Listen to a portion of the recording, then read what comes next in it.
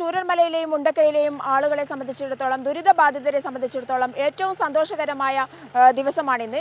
ഞാനിപ്പോൾ ഉള്ളത് ചൂരൽമലയിലാണ്. ഇവിടെ ഒരുപാട് ആളുകൾ അല്പസമയം മുൻപ് ഞങ്ങളെ കാണാനായി എത്തിയിരുന്നത്, ഞങ്ങളോട് സന്തോഷം പങ്കുവെക്കാനായി എത്തിയിട്ടുണ്ടായിരുന്നു.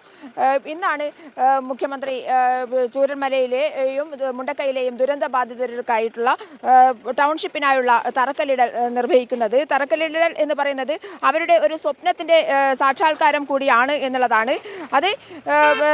അതിനുള്ള ഒരു തുടക്കം എന്നുള്ള നിലയിൽ ആണ് ടൗൺഷിപ്പിന് തറക്കല്ലിടുന്നത്. 8 മാസത്തിന് ശേഷം അവർ വാടക വീടുകളിൽ നിന്നും ഇവിടേക്ക് മാറാനുള്ള ഒരു ഒരുക്കത്തിൽ, മാനസികമായ ഒരുക്കത്തിലാണ് ഉള്ളത് എന്നുള്ളതാണ്. എന്തായാലും 64 ഹെക്ടർ ഭൂമിയിൽ 1000 സ്ക്വയർ ഫീറ്റിലാണ് വീടുകൾ നിർമ്മിക്കപ്പെടുന്നത്. അവരെ, ദുരന്തബാധിതരെ ഏറ്റവും സൗകര്യത്തോടു കൂടി അവിടേക്ക് പുനരധിവസിപ്പിക്കുക എന്നുള്ള സർക്കാരിൻ്റെ ലക്ഷ്യം യാഥാർത്ഥ്യമാക്കാനുള്ള തറക്കല്ലിടൽ കൂടിയാണിത് എന്നുള്ളതാണ്. ഒരുപാട് പ്രതിസന്ധികളെ നേരിട്ടുകൊണ്ടാണ് സർക്കാർ ഈ ഒരു ലക്ഷ്യത്തിലേക്ക് എത്തുന്നത്. ഒന്നാമത് എസ്റ്റേറ്റ് ഉടമകൾ നൽകിയ കേസുകൾ, മാത്രമല്ല കേന്ദ്രത്തിൻ്റെ അവഗണന, അതോടൊപ്പം തന്നെ MP അടക്കമുള്ള, പ്രിയങ്ക വദ്ര അടക്കമുള്ള ആളുകളുടെ അവഗണന. ഒരു നയാ പൈസ പോലും ദുരന്തബാധിതർക്കായി നീക്കിവെക്കാത്ത പ്രിയങ്ക വദ്രയും അതുപോലെ തന്നെ കേന്ദ്ര സർക്കാരും ഇതൊക്കെ തന്നെ ആവശ്യപ്പെട്ടിട്ടും അതിനുവേണ്ടി സമരം ചെയ്യുകയും കൂടി ചെയ്യുന്ന ഒരവസ്ഥയിലേക്ക് സംസ്ഥാന സർക്കാർ മാറുകയും, എന്നാൽ സംസ്ഥാന സർക്കാർ ചെയ്യേണ്ട എല്ലാ കാര്യങ്ങളും കൃത്യമായി ചെയ്യുകയും ചെയ്യുന്ന ഒരു സ്ഥിതിവിശേഷത്തിലേക്കാണ് പോകുന്നത്. സ്വന്തം റിസ്കിൽ സംസ്ഥാന സർക്കാർ ഇത് ടൗൺഷിപ്പിനുള്ള ഉദ്ഘാടനം ഇവിടെ വരെ എത്തിച്ചിരിക്കുന്നു. ടൗൺഷിപ്പിന് തറക്കല്ലിടാനുള്ള സംരംഭം ഇവിടെ വരെ എത്തിച്ചിരിക്കുന്നു എന്നുള്ളതാണ് ഏറ്റവും പ്രധാനപ്പെട്ട കാര്യം. അതിൻ്റെ സന്തോഷത്തിലാണ് ഇവിടെ ചൂരൽമലയിലും അതുപോലെ തന്നെ മുണ്ടക്കയിലും ഉള്ള ദുരന്ത ബാധിതരായ ആളുകൾ. അവരെല്ലാം തന്നെ ഇന്ന് വൈകുന്നേരത്തോടുകൂടി എൽസ്റ്റൺ എസ്റ്റേറ്റിലെ ഉദ്ഘാടന ചടങ്ങിൽ, തറക്കല്ലിടൽ ചടങ്ങിൽ പങ്കെടുക്കാനായി എത്തിച്ചേരും എന്നുള്ളതാണ്. നമ്മളോടൊപ്പം ചൂരൽമലയിലെ ആളുകളുണ്ട്. ബൈജു ഏട്ടൻ അല്ലേ? ബൈജു ഏട്ടൻ, എന്താ പറയാനുള്ളത്? സംസ്ഥാന സർക്കാർ ടൗൺഷിപ്പ് തറക്കല്ലിടാൻ പോവുകയാണ്, എന്താ പറയാനുള്ളത്? കേരളത്തിലെ ഇടതുപക്ഷ സർക്കാരിൻ്റെ ഇച്ഛാശക്തി എന്നത് അഭിമാനം കൊള്ളുന്നൊരു നിമിഷമാണ് ഇപ്പോൾ നമുക്ക് മുന്നിൽ കാണുന്നത്. അതായത് മുണ്ടക്കൈ ചൂരൽമല ദുരന്തം കഴിഞ്ഞ് 7 മാസം പിന്നിടുമ്പോൾ കൽപ്പറ്റയിലെ എൽസ്റ്റൺ എസ്റ്റേറ്റിൽ പുതുതായിട്ട് ഒരു ടൗൺഷിപ്പ് ഈ ദുരന്തബാധിതർക്ക് വേണ്ടി നിർമ്മിക്കുകയാണ്.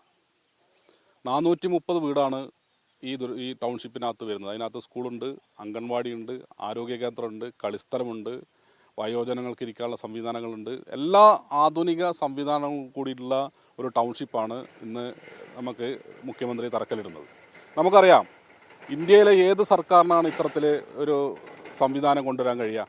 ദുരന്തം ഉണ്ടായ അന്ന് മുതൽ ഇന്ന് വരെ സർക്കാർ ഈ ദുരന്തബാധിതരെ ചേർത്ത് പിടിക്കാൻ കഴിഞ്ഞിട്ടുണ്ട്. അത് വളരെ സന്തോഷകരമായിട്ടുള്ള കാര്യങ്ങളാണ്.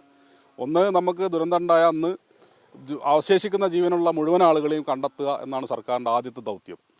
അതിനുശേഷം 23 ദിവസം ക്യാമ്പുകളിൽ ഈ ദുരന്തബാധിതരെ പാർപ്പിക്കുകയും അതിനുശേഷം മറ്റ് വാടക വീടുകൾ കണ്ടെത്തി, സർക്കാർ ക്വാർട്ടേഴ്സുകളും വാടക വീടുകളിലും കണ്ടെത്തി വാടക വീടുകളിൽ കൊടുക്കുകയും ഇന്ന് ഈ 7-8 മാസം തികയുമ്പോൾ വാടക കൃത്യമായിട്ട് കൊടുത്തു വരികയും ഒരു ആക്ഷേപവും ഇല്ലാതെ കൃത്യമായിട്ട് വാടക കൊടുക്കുകയും ജീവനോപാധിയായി 300 രൂപ ഒരാൾക്ക്, ഒരു കുടുംബത്തിലെ ഒരാൾക്ക് എന്ന് വെച്ച് കൊടുക്കുന്ന 9000 രൂപ മാസത്തിൽ 3 മാസം കൊടുത്തു. അടുത്ത മാസം മുതൽ വീണ്ടും അത് കൊടുക്കാൻ വേണ്ടിയിട്ടുള്ള തീരുമാനം വന്നിട്ടുണ്ട്. വളരെ ആഹ്ലാദകരമായിട്ടുള്ള കാര്യങ്ങളാണ് സർക്കാർ എന്ന നിലയ്ക്ക് ചെയ്തുകൊണ്ടിരിക്കുന്നത്. ഇപ്പോൾ നമുക്ക് ഭക്ഷണ സാധനങ്ങളായാലും സപ്ലൈകോ വഴി അതിൻ്റെ കൂപ്പൺ കൊടുത്തുകൊണ്ട്, ദുരന്തബാധിതർക്ക് കൂപ്പൺ കൊടുത്തുകൊണ്ട് സർക്കാർ നല്ല രീതിയിൽ തന്നെ അവരെ സംരക്ഷിക്കണമെന്നുള്ള കാര്യം. റംസാൻ കിറ്റ് ഉൾപ്പെടെ അതല്ലാതെ മാസം എല്ലാ മാസവും കൊടുക്കുന്നുണ്ട് സർക്കാർ. ഈ സപ്ലൈകോ വഴി ഉള്ള സംവിധാനങ്ങൾ, റംസാന്, വിഷു, ഈസ്റ്റർ എന്നീ നിലയ്ക്ക് 1000 രൂപയുടെ ഒരു കിറ്റ് കൂപ്പണും കൂടി ഇപ്പോൾ ദുരന്തബാധിതർക്ക് കൊടുത്തുകൊണ്ടിരിക്കുകയാണ്. സന്തോഷത്തിലാണ്. എന്താ പറയുന്നത്, ചൂരൽമലയിൽ നിന്നും ആളുകൾക്ക് ടൗൺഷിപ്പിലേക്ക് മാറുമ്പോഴുണ്ടാവുന്ന ഒരു സന്തോഷം? പിന്നെ അതിന് മുമ്പേ ഈ നാട് ജനങ്ങളും എല്ലാം പോയതിൽ ഭയങ്കര ദുഃഖമുണ്ട്. അതെല്ലാം നമ്മളെ സർക്കാർ അത്രയും ഇപ്പം ജീവിച്ചിരിക്കുന്നവർക്ക് വളരെ വളരെ ഉപകാരം ചെയ്യുന്നുണ്ട്, സഹായം ചെയ്യുന്നുണ്ട്. അതിന് നന്ദി പറയണം. എത്ര നന്ദി പറഞ്ഞാലും തീരില്ല. അത്ര സഹായം ചെയ്യുന്നുണ്ട് ഞങ്ങൾക്കൊക്കെ, ഇവിടെ താമസിക്കുന്നവർക്ക്. അപ്പോൾ അതിൽ ഇപ്പോൾ ടൗൺഷിപ്പ് എന്ന് പറയുന്ന ദുരിതബാധിതർക്ക് സന്തോഷകരമായ ഒരു വാർത്തയാണ്. സന്തോഷമുണ്ട്. എൻ്റെ പേര് ബസവയ്യ. ബസവയ്യ അടക്കം നമ്മളോട് ഈ ഒരു സന്തോഷമാണ് പങ്കുവച്ചിരിക്കുന്നത്. എന്തായാലും സുരേഷ് ഏട്ടൻ കൂടിയുണ്ട്. സുരേഷ് ഏട്ടൻ എന്താണ് പറയാനുള്ളത്? ഈ ഒരു ടൗൺഷിപ്പ് വരുമ്പോൾ എന്താ പറയാനുള്ളത്? വളരെ സന്തോഷം. ഇന്നത്തെ ദിവസം ഞങ്ങൾ ആഹ്ലാദിക്കുന്ന ദിവസമാണ്. നമ്മുടെ സർക്കാർ എടുത്ത നല്ല ഉചിതമായ നടപടിയാണ്. പക്ഷെ ഒരുപാട് എതിർപ്പുകൾ ഇതിൻ്റെ പിന്നിലുണ്ടെങ്കിലും നിശ്ചയദാർഢ്യത്തോടു കൂടി നമ്മുടെ മുഖ്യമന്ത്രി എടുത്ത ആ തീരുമാനം വളരെ സന്തോഷകരമാണ്. ഇത് കൂട്ടിച്ചേർത്ത് പറയാനുള്ളത്, നമ്മുടെ ഈ ദുരന്തത്തെ L3 വിഭാഗത്തിൽ പെടുത്തിയിട്ട് പോലും പെടുത്തിയാൽ നമ്മുടെ രാജ്യത്തുള്ള എല്ലാ MP-മാർക്കും പിന്നെ അവരുടെ വികസന ഫണ്ടിൽ നിന്നും ഇതിലേക്ക് സഹായിക്കാമായിരുന്നു. പക്ഷേ ദൗർഭാഗ്യം എന്ന് പറയട്ടെ, നമ്മുടെ കേരളത്തിലെ BJP-യുടെ രാജ്യസഭ MP ആയ PT ഉഷ ഒഴികെ 2 മന്ത്രിമാരുണ്ടായിട്ട് പോലും ഒരു പൈസ പോലും ഇതിന് തരാതെ വളരെ മോശമായ രീതിയിൽ പുച്ഛിച്ച് തള്ളുന്ന ഒരു നില സ്വീകരിച്ചിട്ടുണ്ട്. അതുപോലെ തന്നെ UDP-ൻ്റെ 2 MP-മാർ ഒഴികെ ബാക്കി ആരും തന്നെ സഹായിക്കുന്നില്ല. അതും പിന്നീട് ഉണ്ടാവുമെന്ന് പ്രതീക്ഷിക്കുക. എന്തായാലും ഇന്നത്തെ ഉദ്ഘാടന ചടങ്ങിൽ പ്രതിപക്ഷ നേതാവ് നമ്മളെ MP ഉൾപ്പെടെ പ്രിയങ്ക ഉൾപ്പെടെ പങ്കെടുക്കുന്നുണ്ട്. പക്ഷേ വയനാട് MP എന്ന നിലയിൽ പ്രിയങ്ക ഗാന്ധിക്കെങ്കിലും ഈ വയനാടിനോട് ഒരു കരുണ കാണിക്കാമായിരുന്നു. പക്ഷേ ഇന്ന് ചെയ്യുമെന്ന് നമുക്ക് പ്രതീക്ഷിക്കാം. എന്തായാലും വളരെ സന്തോഷകരമായതാണ്. നമ്മുടെ ആളുകളൊക്കെ ആഹ്ലാദത്തിലാണ്. മരിച്ചുപോയവരുടെ ദുഃഖം മനസ്സിലുണ്ടെങ്കിൽ പോലും ഇന്നത്തെ ദിവസം ഇവരെല്ലാം കൂട്ടി യോജിപ്പിച്ച് എല്ലാവരും ഒന്നിച്ച് കാണുമുണ്ടാകുന്ന ആ സന്തോഷം വളരെ വലുതാണ്. വളരെ അഭിമാനകരമായ തീർച്ചയായും ഞങ്ങൾ പങ്കെടുക്കും. ഞാൻ റീബിൽഡ് ചൂരമല അവിടെ ജീവിക്കുന്ന ഒരാളെന്ന നിലയിൽ ഇത് നിലനിൽക്കണമെന്ന ഈ പ്രദേശം നിലനിൽക്കണമെന്ന് ആഗ്രഹിക്കുന്ന ഒരാളെന്ന നിലയിൽ ഇവിടുന്ന് മറ്റ് വികസന പ്രവർത്തനങ്ങളൊക്കെ നടക്കട്ടെ. പുഴ പഴയ രീതിയിലാകട്ടെ, പാലം വരട്ടെ, എല്ലാം വരുമെന്ന പ്രതീക്ഷ ഞങ്ങൾക്കുണ്ട്. സർക്കാർ അതിന് പണ്ട് നീക്കി വെച്ചിട്ടുണ്ട്. അഭിനന്ദനം അറിയിക്കുക സർക്കാർ. ഇതാണ് സർക്കാരിനെ അഭിനന്ദിക്കുന്ന ജനങ്ങളാണ് മുണ്ടക്കൈയിലും ചൂരൽമലയിലും ഉള്ളത് എന്നുള്ളതാണ്. ഇവിടെ ടൗൺഷിപ്പ് വരുന്നത് അതോടുകൂടി ഇവർക്ക് വാടക വീടുകളിൽ നിന്നും മാറാം, സ്വന്തം വീടുകളിലേക്ക് കയറി താമസിക്കാം എന്നുള്ളതാണ്. അതുമാത്രമല്ല മറ്റൊരു കാര്യം, ഇവിടെ ഈ കാണുന്ന പുന്നപ്പുഴയടക്കം റീബിൽഡ് ചെയ്യാൻ അല്ലെങ്കിൽ റീകൺസ്ട്രക്ട് ചെയ്യാനുള്ള 195 കോടി രൂപ 195.5 കോടി രൂപ പുന്നപ്പുഴയ്ക്ക് വേണ്ടി സർക്കാർ മാറ്റിവെച്ചിട്ടുണ്ട്.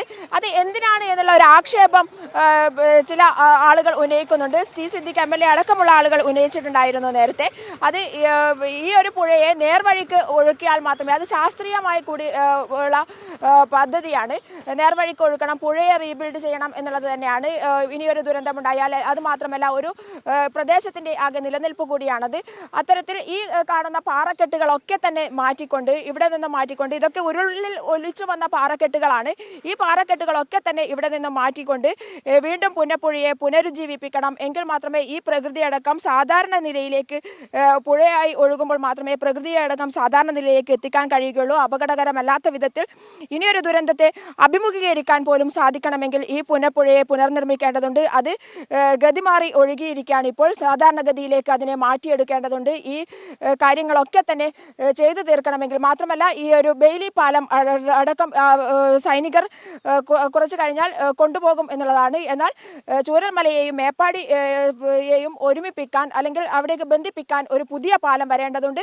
ഈ ദുരന്തത്തിൽ നശിച്ചുപോയ ഈ പ്രദേശത്തെ ആകെ പുനർനിർമ്മിക്കാനുള്ള പദ്ധതികൾ ദുരന്തബാധിതർക്ക് കൂടി പ്രയോജനകരമാകുന്ന വിധത്തിൽ ഇവിടെ കൃഷി അടക്കം നടത്താനുള്ള പദ്ധതികൾ ആവിഷ്കരിച്ച് വരികയാണ് സർക്കാർ. അതിനൊക്കെ വേണ്ടി ഈ പാലമടക്കം പുനർനിർമ്മിച്ചുകൊണ്ടുള്ള പദ്ധതികളാണ് വരാൻ പോകുന്നത്. എന്തായാലും ഇന്ന് ഇവരെല്ലാം തന്നെ വളരെ സന്തോഷത്തിലാണ്. ടൗൺഷിപ്പിന്റെ തറക്കല്ലിടൽ കർമ്മം നടക്കാൻ പോവുകയാണ്.